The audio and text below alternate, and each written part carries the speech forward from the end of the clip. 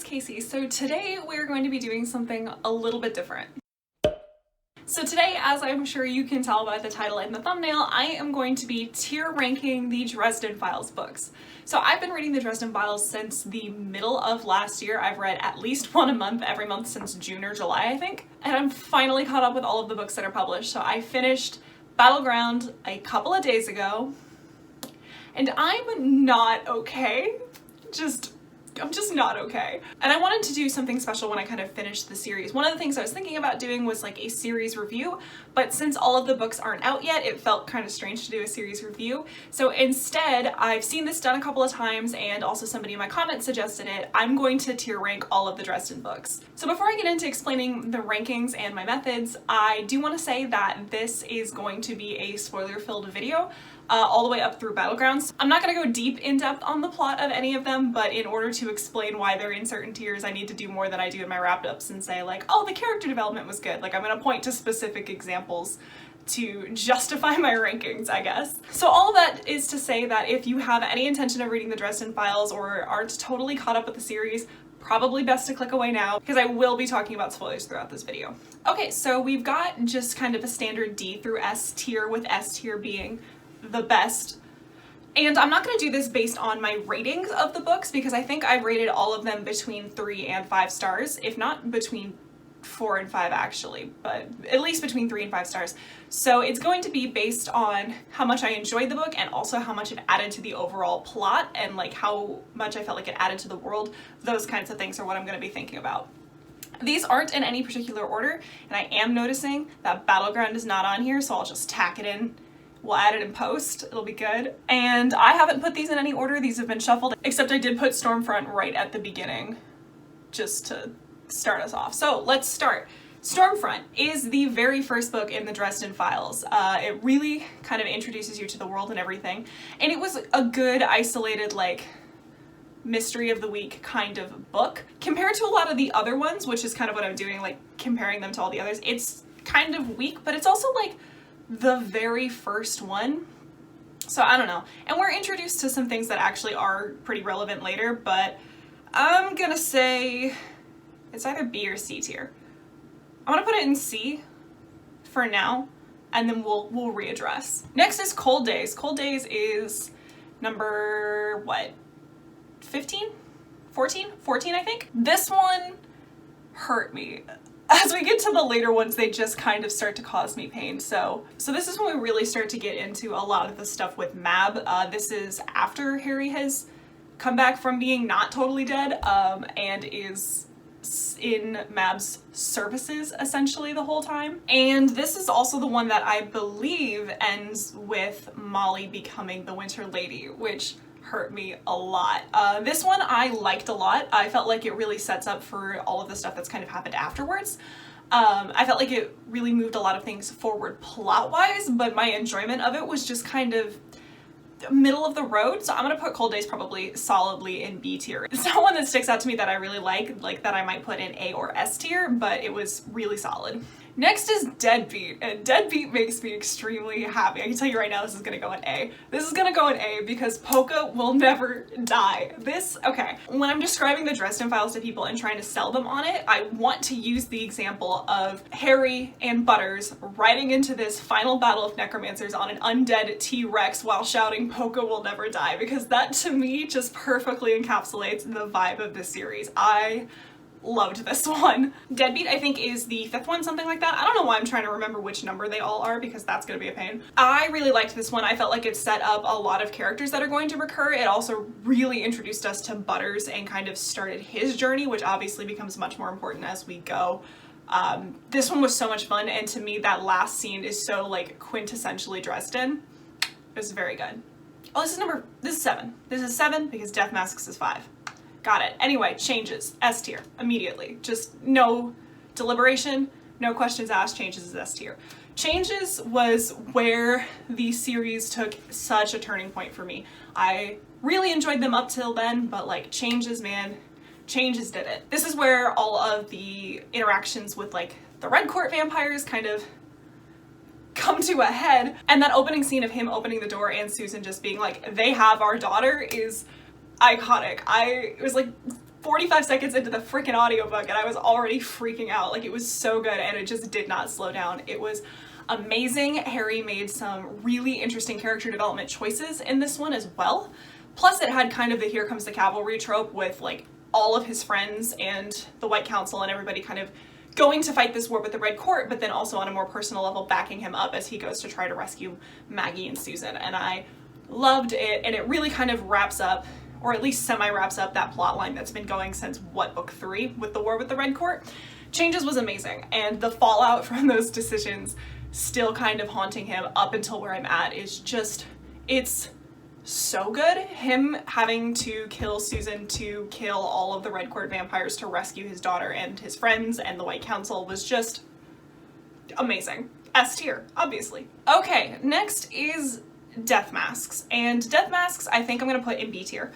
Death Masks, I don't remember a huge amount about it. This one's 5. This one's number 5. I feel like the things I remember most about Death Masks is the final fight at the end. So this is where we get introduced to Nicodemus and the Fallen, which obviously they become like very major and important players as we go further down the series. But the thing I remember most about this one is the final fight on top of the train between Harry, Marcone, and Nicodemus. That fight is also just seared into my brain. I loved reading it. I felt like I could picture every moment of it. It was very good, and it really introduced some players that start paying off even as late as like Skin Game and Peace Talks and currently, like, it's very important. And I think that's when we start getting introduced to some of the more big picture artifacts and things like that. Like, we're looking for the Shroud in this one, and then some of those kinds of artifacts and those themes start coming back a little bit later. So I do think this one sets up a lot, and it was one of my favorites up until the point where I had read it, since this one's still pretty early on in the series. Full Moon. Full Moon is C or D tier for me. I liked it less than I liked Stormfront, but I didn't really have a lot of problems with it. This is where the series is still trying to get its stride, essentially. This is where we're introduced to the wolf pack, and that was pretty cool. But I don't remember loving this one, and I don't remember a huge amount of things that impact the plot later on. That's a lie. Oh. Other than getting introduced to Rudolph and some of the FBI agents, which are part of my current pain and agony. Sorry, I'm distracted by how much I was hurt by Battleground, but we're gonna move on. Yeah, I feel like Full Moon was solid. They're all solid, but this one was just kind of there. It was our next case that we were really gonna get into. Just kind of still introducing us to the world and the scope and what things are possible within the realm of this story before we really start to kind of play in that space. Ghost Story. So I have really mixed opinions on Ghost Story. I think I'm gonna put it in B tier. It's honestly either B or C. I liked it less than I did Cold Days, I think. But this is after Harry does dang get shot. He gets shot at the end of the previous book. He kind of comes back 6 months after he's shot and all of his friends think he's dead as a ghost. This is also a lot of the plot when the Fomorians kind of starts. This is where we're really introduced to them because they move into town after Harry dies. Obviously, they are super major players that are still something that's coming up now. Like, that was the fight in Battlegrounds was kind of with them. And so while I think this was a good setup book, I also felt like this one was kind of jarring because there was that 6-month time skip. I mean, there's usually a couple year time skips between the books, but something about Harry not being present in the world for 6 months and then coming back and so much being different was kind of jarring to me as a reader. I did like seeing Molly's character development of how she kind of broke a little bit with Harry being gone and turned into the Rag Lady and this kind of just wild creature that a lot of people weren't trusting. I did enjoy that, and I liked seeing everyone's reactions to Harry being dead and being back. That was really interesting. This is also where we start to get some stuff with Murphy. So I love that. I love Murphy, hence my agony. I think the best part about this one was the reveal at the end where Molly was the one who arranged for Harry to be shot so he could try to get out of his deal with Mab, which of course didn't end up doing anything because he came back in Cold Days. So I don't know, I just didn't love this one as much as I wanted to, so I'm gonna put it solidly in B tier. Okay, Grave Peril. Grave Peril is D tier. I think it's probably the only thing I'm going to put in D tier. Grave Peril is my least favorite one of the Dresden books, so this is the third one. So we kind of have 1, 2, and 3 down here. The rest of them get so much better, but Yeah, Grave Peril is my least favorite, for sure. And it's hard to put it in D tier, especially if I'm talking about how it has impacted the world since, because honestly, the events that happen in Grave Peril have some of the longest and most impactful consequences of any of the Dresden books. I think that's a fair statement. But oof, this one, man, I just couldn't do it. I was not as much into the plot of this one as I was some of the other ones. And some of my problems with Dresden as a character that I had, especially early on, are just full display neon lights in this one. The way Harry describes women and talks about women and talks to women, especially at first, was not great. It gets better as the series progresses, but I feel like Grave Peril is a particularly low spot.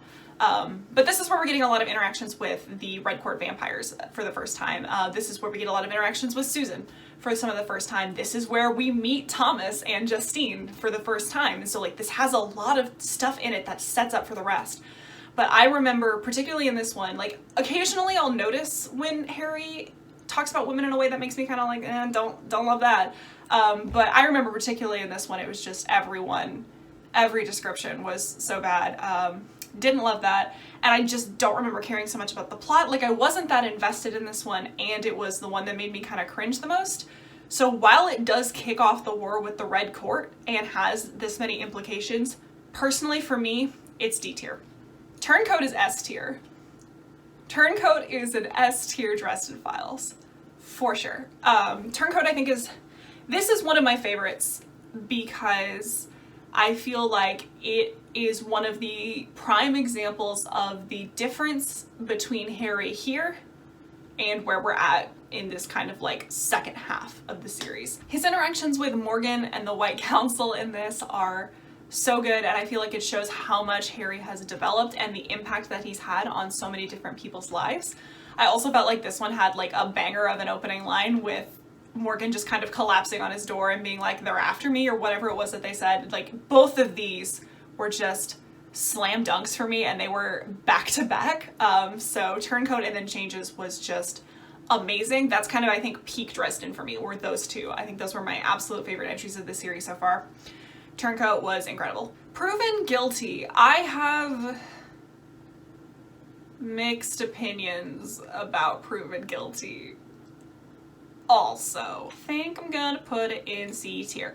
So, Proven Guilty, I felt like, as much as I just talked about how bad the Harry's aggressively male gaze is in Grave Peril, I feel like it kind of goes away for most of the series, or at least is to a level that it's like not noticeable or upsetting.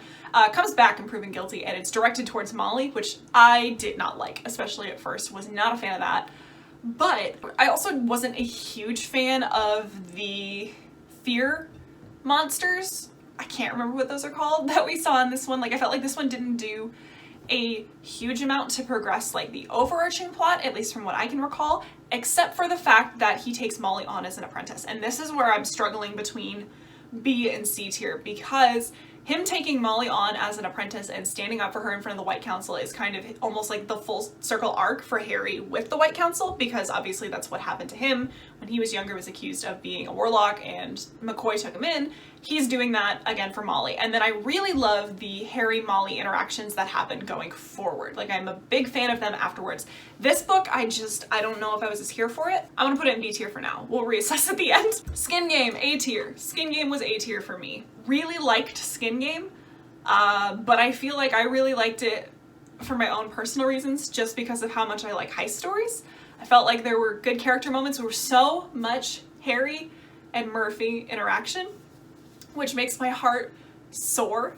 I love to see it. And here we're working a lot with Nicodemus and kind of getting introduced to some of these other players on the field, and we're working within Mab's kind of rules that she has set up and figuring out how to play her game. And I do really like that aspect of it. So I do think this is an A tier book. Okay, small favor. I'm gonna be real, I can't at this current moment in time remember the details of Small Favor. I know this is Mab calling in her first favor before, you know, any of this Cold Days ghost story stuff happens. Calling in a favor from Harry. I'm gonna check. I'm gonna remind myself. Oh, this is the aquarium. Okay, now that I've reminded myself exactly what small favor is, it's probably A tier. It's very good. Now that I remember specifically which one it is. I read 17 of these things in pretty quick succession. So this one is where we first go to the island, I believe, where we first go to Demon Reach, and this is where Michael gets injured right at the end, and so Harry gets the second sword. This is the one where Ivy gets kidnapped, which was fun. Maybe this has to be, I remember really liking this one when it happened. I'm gonna put it in, it's like bottom A, top of B. I'm gonna put it in B tier, and then we're gonna figure out B tier later. I feel like I don't have enough ton to say about small favor because for some reason it has just exited my entire brain. But obviously getting introduced to Demon Reach is very important going forward. And we're doing all that stuff with Mab, and we advance some of the Knights of the Cross stuff, and he also gets kind of some of that first angelic interference that plays on later, which I do really like.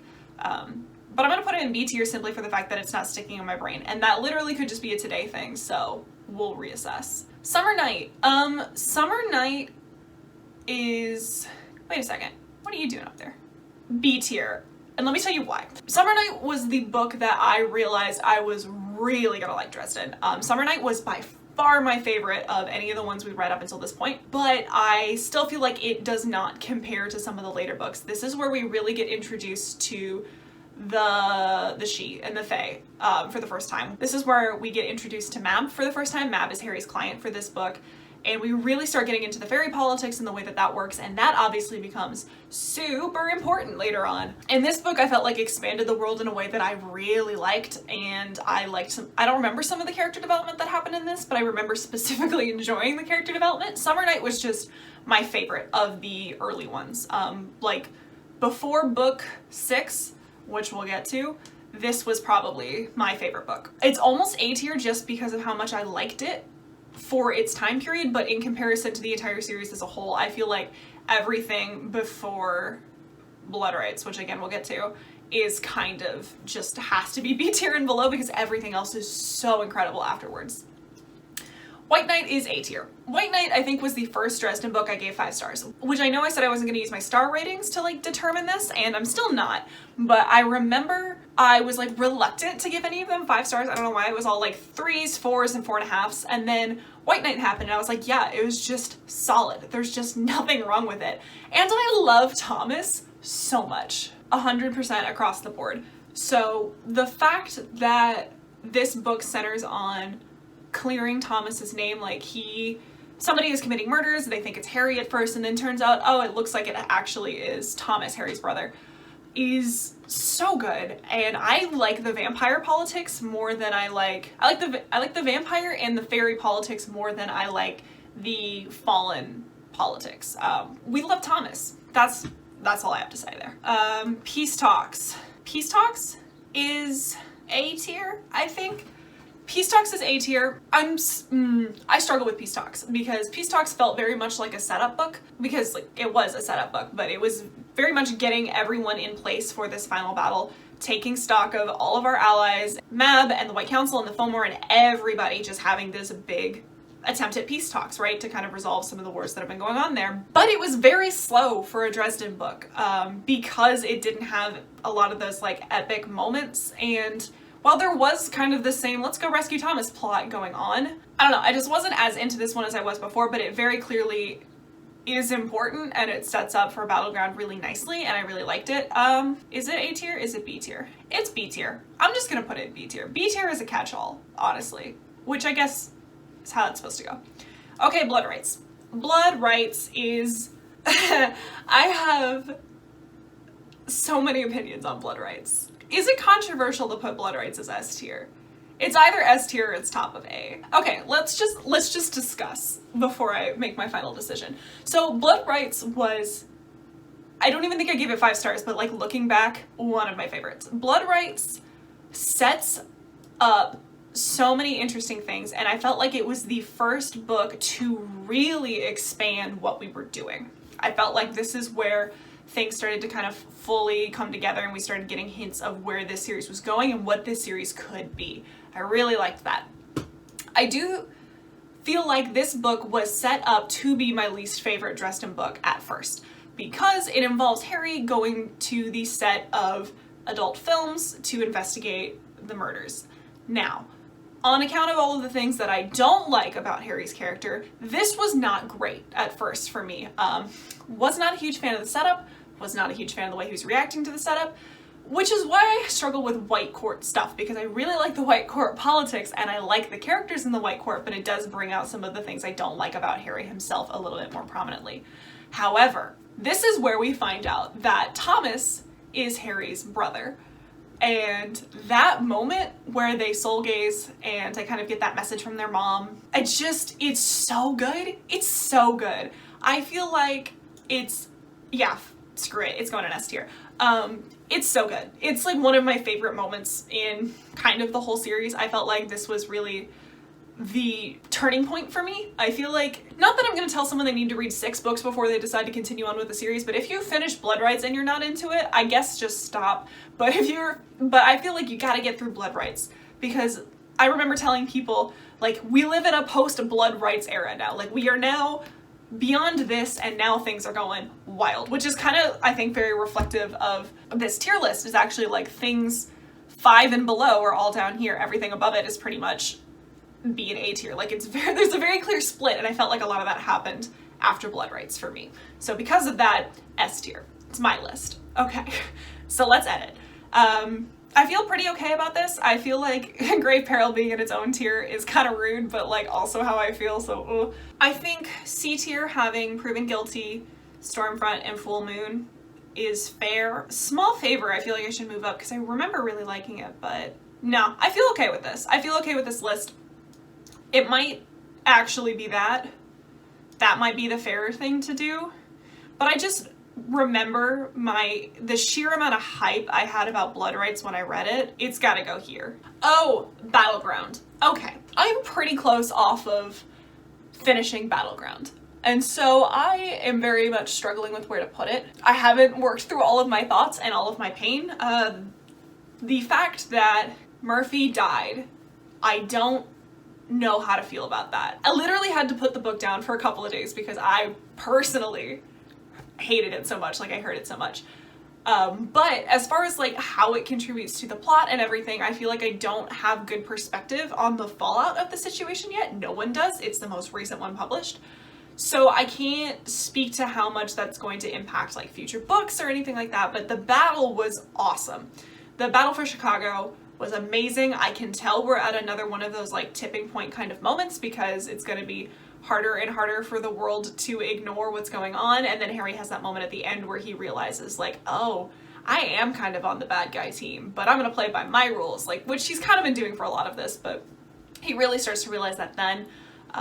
We get some really good moments with Molly, which I really liked, and I felt like this book really highlighted the character development that a lot of people have been through, especially Butters. Like, oh my god, Butters in this book was incredible. There were a lot of moments in this that I really liked, and while it was just kind of one big fight, like one big day, one big fight, I still felt like on the edge of my seat the whole time. It's really just the fact that Murphy died that's like pulling it down for me, and I feel like I don't know how much I can count that against it because I haven't seen the fallout of it yet. Oh, and then the thing at the end where he's gotta get married to Laura, I don't know how I feel about it yet. It's not my favorite.